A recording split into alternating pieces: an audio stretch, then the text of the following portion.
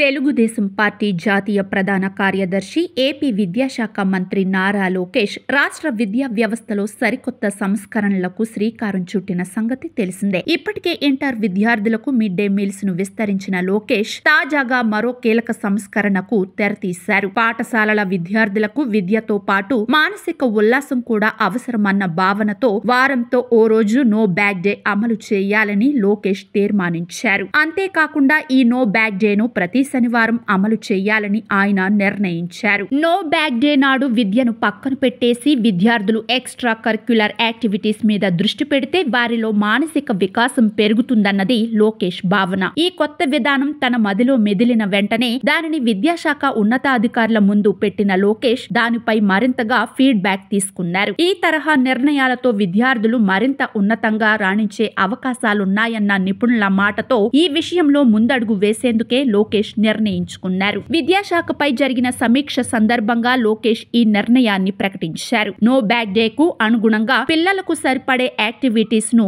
రూపొందించాలని ఆయన అధికారులను ఆదేశించారు. టెక్నాలజీ సాయంతో ఉపాధ్యాయులకు మరింత తోడ్పాటు అందించడంతో పాటుగా పిల్లల్లో అభ్యసన సామర్థ్యాలు పెంపొందించేందుకు అవసరమైన చర్యలు చేపట్టాలని ఆయన సూచించారు. అంతేకాకుండా ప్రస్తుతం ఉపాధ్యాయులు అనేక యాప్లను వినియోగించాల్సి వస్తోందని, దీనిని నివారించేందుకు ఒకే ఒక యాప్ ను రూపొందించే కార్యక్రమాన్ని త్వరితగతిన పూర్తి చేయాలని ఆయన ఆదేశాలు జారీ చేశారు.